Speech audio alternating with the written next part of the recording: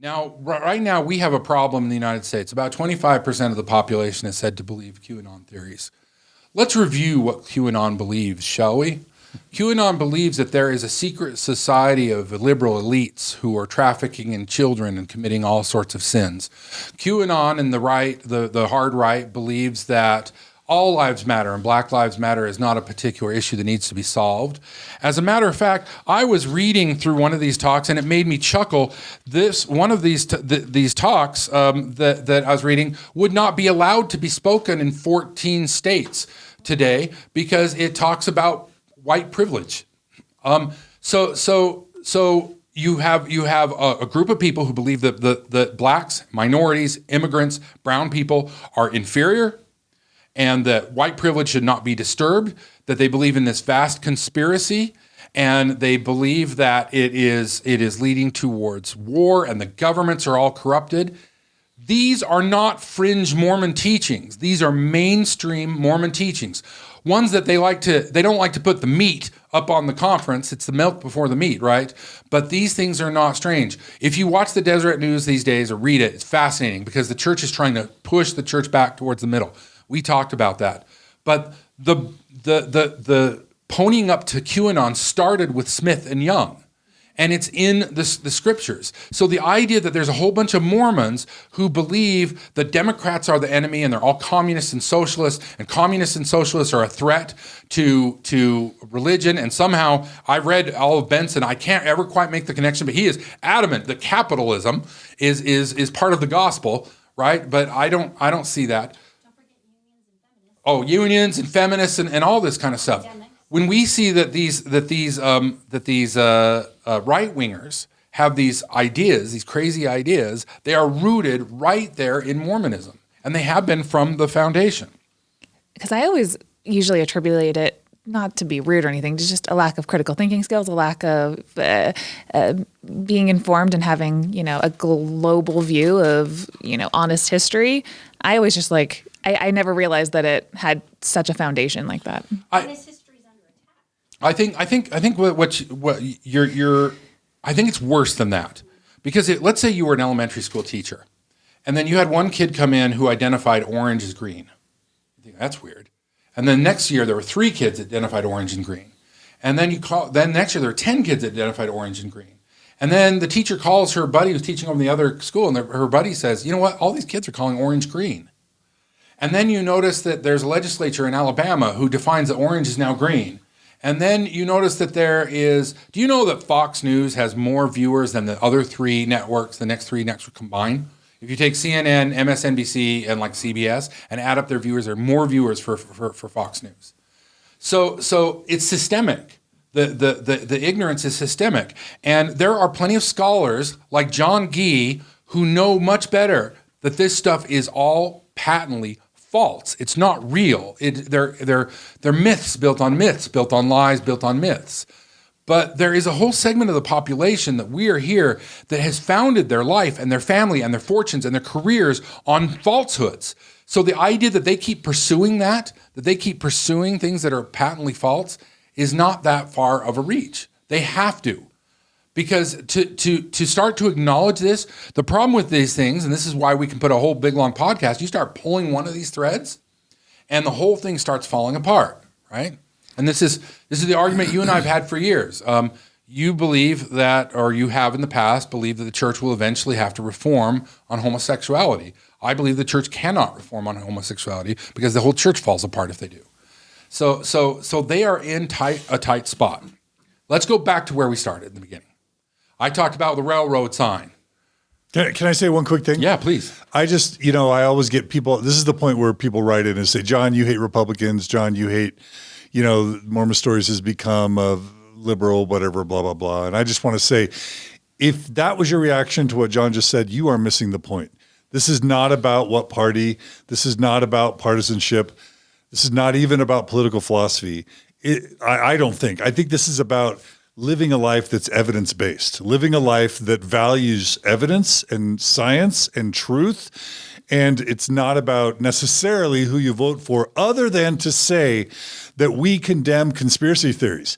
We condemn religious conspiracy theories. We condemn political conspiracy theories. We value evidence, and we think that you should too. And if that offends you, you can stop listening to Mormon Stories or stop donating. But this, if you think that we're saying Democrats are true and Republicans are false, or that we're trying to say that there's not a good reason sometimes to be a Republican or bad Democrats out there, you are literally missing the point. And I just wanted to be explicit about that. Well, I said at the beginning, when you said it's PG-13, I think the things that I've read from Ezra Taft Benson, Prophet, Seer, and Revelator, Joseph F. Smith, Prophet, Seer, and Revelator, Joseph Fielding Smith, Prophet, Seer, and Revelator, Brigham Young, Prophet, Seer, and Revelator, Joseph Smith, Prophet, Seer, and Revelator, Bruce R. McConkie, Prophet, Seer, and Revelator. If you are not offended by what I read you just now, that's the offensive part here.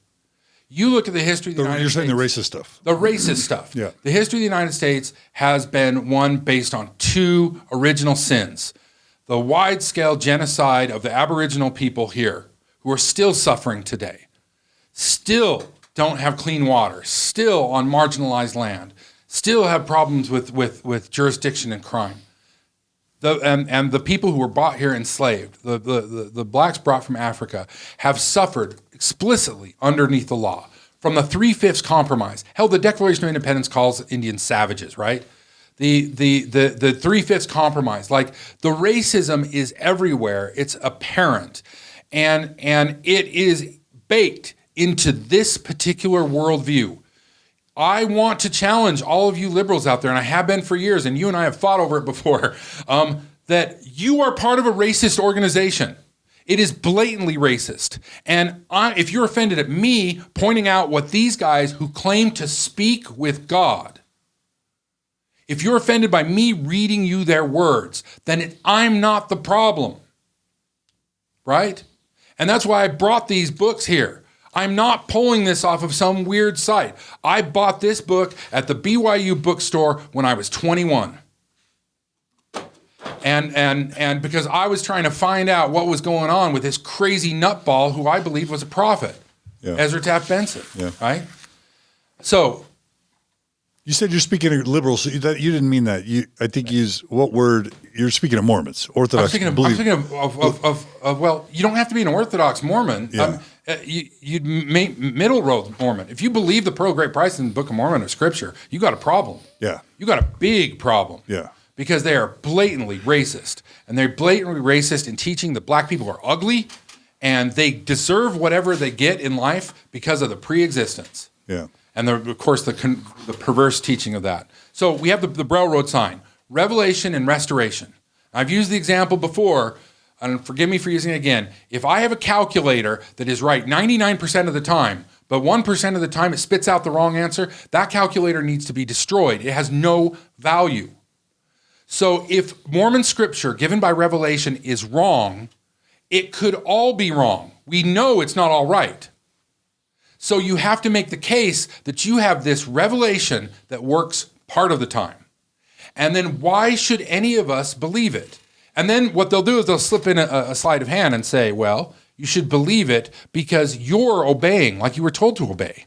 And then I would say, well, how did the apostasy ever happen in the first place? You would have to believe that every single Christian who was alive when the church fell into apostasy was acting in bad faith. And I don't think anybody wants to say that, right?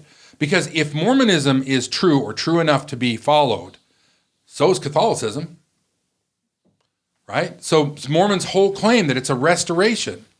Joseph Smith said that Cain was cursed and started this whole mess because he messed with the ordinance. I can't even tell you what the ordinances are in the temple anymore. You can explain to me how any of that stuff is a restoration through revelation. Remember the railroad. Once you say we are a restored church that goes through revelation, you got a big problem. And the only way they can deal with it now is deny, obfuscate, hide, pretend, feign ignorance. And that's what they do. It's there in black and white. And until they figure out how to say the 2 Nephi 5:21 is not correct. Because I stopped reading before we got to the verse 24. And because of this cursing which was upon them, they did become an idle people, full of misery and subtlety, and did seek in the wilderness beasts of prey. Mormons do not look kindly on black people. They never have. They never will. They believe black people are inferior. Sure, they can get the priesthood, but they're inferior. I'm not a Democrat. As a matter of fact, I have to apologize. I waited till the end of this. Sometimes I say things on podcasts and I sit and think about them for a while. Last time on the podcast, we were going off on something economically, and I said, I'm not a socialist. And I don't know why I said that. I've been thinking about it quite a lot since then. I am actually a socialist, meaning I believe that the means of production should be owned by the people collectively and not controlled by a capitalist. So that, by definition, makes me a socialist. So, but I am not, these problems that I'm pointing out in the Republican Party, they have surfaced in the Democratic Party, they have surfaced in every political movement. What we're seeing is a problem of weaponized ignorance. And I think that is a hallmark of human existence, you know. Yeah. So I think the things that are happening right now are not new, but they're happening to us right now. But it has nothing to do with a conservative political divide. In fact, I see the MAGA folks who make me mad, but they are.